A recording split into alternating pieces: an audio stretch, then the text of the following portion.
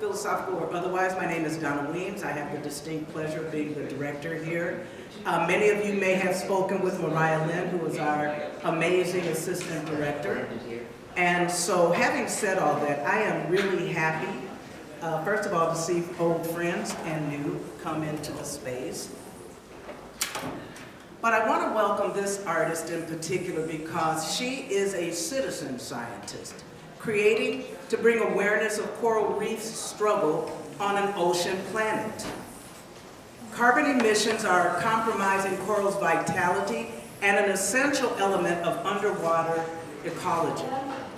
Ms. McMahon is the author of the Margot McMahon collection published by Aquarius Press. She's quite impressive. And for those who are familiar with our layout, the Buddy stories in the back, and I believe you'll be able to find copies of her children's books there as well. And here. And here, just for your convenience. So at any rate, I don't want to take away from Margot's time because she is going to share with you her journey and how she managed to wind up here gracing us at Renaissance Court Senior Center. So if you would, please, let's give a warm round of applause to Ms. Margot McMahon.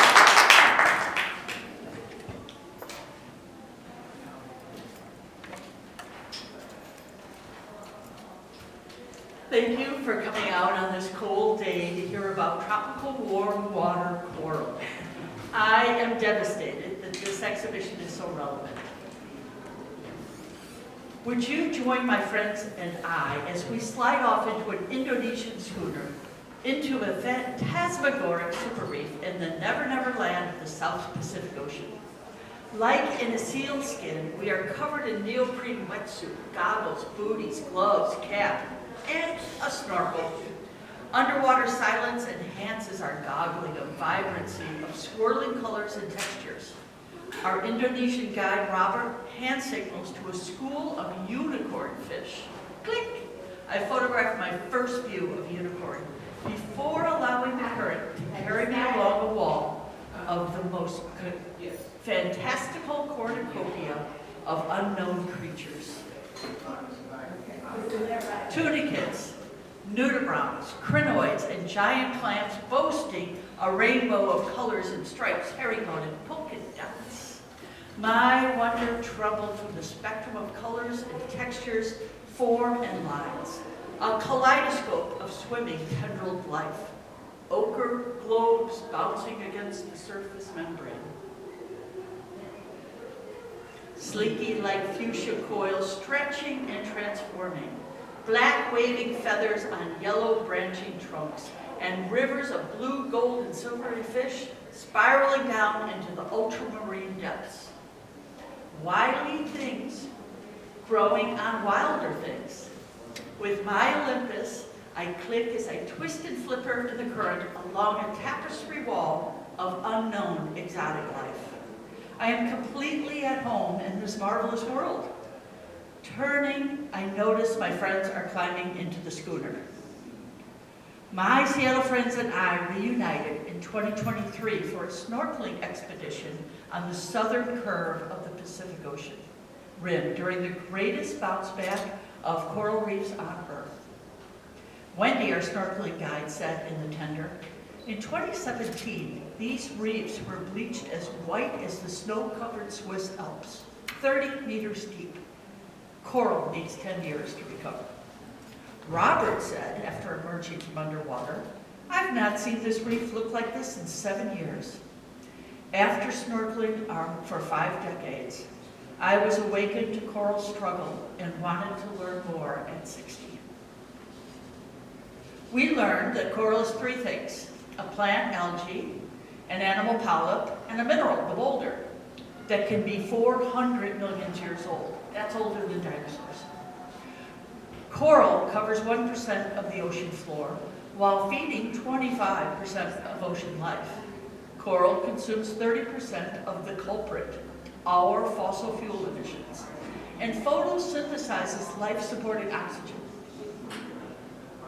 For hundreds of millions of years, ancient coral, kelp, and mangrove ecosystems have sequestered carbon and produced oxygen to support sea life. When these organisms die, they release carbon much like tree trunks and plants.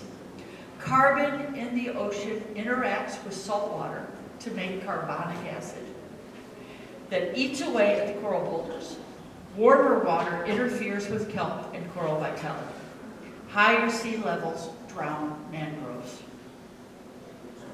Our U.S. weather of El Nino and La Nina originates in the deep trenches of the South Pacific. In 2017, the states suffered from droughts, floods, and volatile weather during our snorkeling expedition in nearby Palau.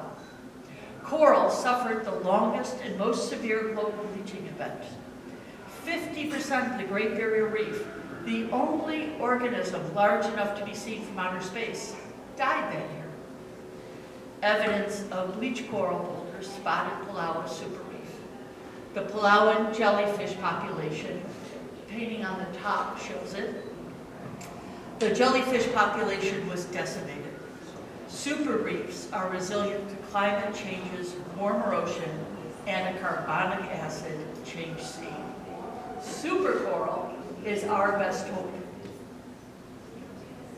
In 2017, I photographed super reefs with my daughter's first generation GoPro in Palau. With no viewfinder, I aimed and clicked at a vast diversity of textures and colors competing for sunlight. Reefs are by far the most biodiverse ecosystem on Earth. When oceans heat up, the plant part of coral leaves the animal part of coral, and the reef bleaches white before dying. The fish and creatures dependent on the reef lose their food and protection. Super reefs are resilient to climate changes, warmer ocean, and carbonic sea. UNESCO invests in protecting them as a bedrock of ocean life. In April of 2020, 3 years after I took photographs, a London gallery challenged artists to make a drawing a day when we were in COVID-19 lockdown. Cropping and combining my photographs, I composed charcoal portraits of coral on canvas. When I drew, I relived snorkeling with friends in Palau, with my children in the Caribbean, scuba lessons in college, and my childhood snorkeling in Lake Michigan.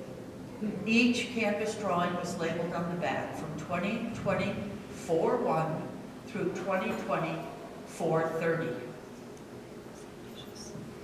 While painting, I wondered if respecting the coral as its own entity would make a difference. Do my portraits of the animal polyps capture characteristics like it's a family's painting of a favorite dog?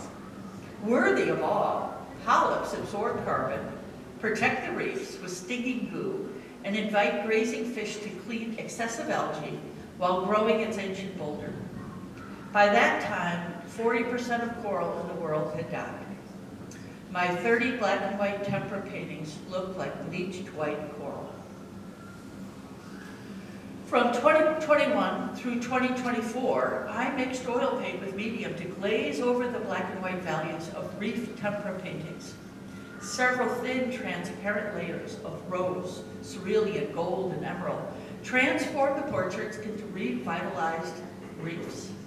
I painted as if these were prayer claws that might will the reefs back to life. My prayer cloth portraits were exhibited in galleries since 2022 with paragraph-long captions about climate change and how carbon emissions affects reefs. Did polyps portraits bring awareness of our Anthropocene effects on unseen animals? Our several-year behavior change of reducing carbon emissions during anthropause gave the Earth a fighting chance. Coral reefs healed. While my paintings were waiting for their final varnishing, reports from the International Coral Reef Initiative announced coral was coming back to life globally.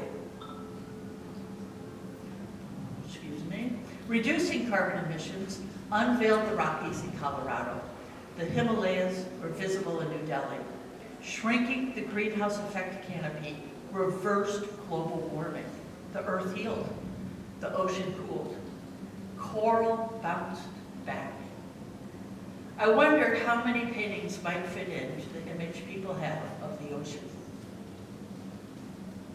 You might say, I'm too frightened to swim in the ocean, or I will never do that. Consider our fascination with listening and watching underwater stories. It might be fear sells more tickets and instills our fright of sea life. Like most sea creatures, survive by mutualism.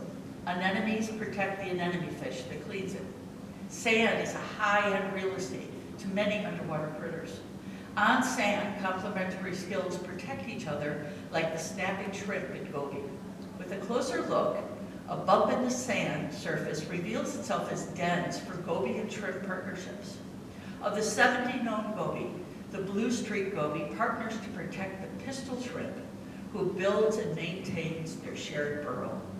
The nearly blind shrimp constructs a burrow that is shared with the goby, who keeps watch. The goby ventures out to protect the shrimp with a fin-flicking warning of a predator. The shrimp's long antenna can feel the fish's tail that alerts it to take shelter until danger is past. They both need each other to survive. Either or both can mate and live in the shrimp's den. As soon as I saw one burrow, I recognized hundreds of dens on the sandy shallows. Ocean will feed all our needs, but not our greed. Moana 2 follows the adorable animated Finding Nemo, whose 2003 first weekend opened with over $70 million in ticket sales and became the highest grossing animated film worldwide. Steven Spielberg's menacing Jaws set records in the box office of over 21 million in the first 10 days. Evolving from Jaws, people's misconceptions about sharks, called the Jaws effect, dramatically reduced the shark and rays population by 70%, with fishermen increasing their shark hunting. Rays don't even have teeth. They filter feed. This underscores a fascination that audiences have for a dichotomous need to seek an underwater nirvana story or a horrifying man versus nature tale. For many audience members, these watch movies are their only knowledge of the ocean. When did this extremely opposite interpretation of our ocean planet begin? Books and movies about the ocean are filled with tentacle monstrosities, like the octopus in 20,000 Leagues Under the Sea, Scotland's Loch Ness Monster, and Godzilla's rise from the murky depths. There is a long history of people interpreting the world found beneath the surface of the ocean as a place of monsters.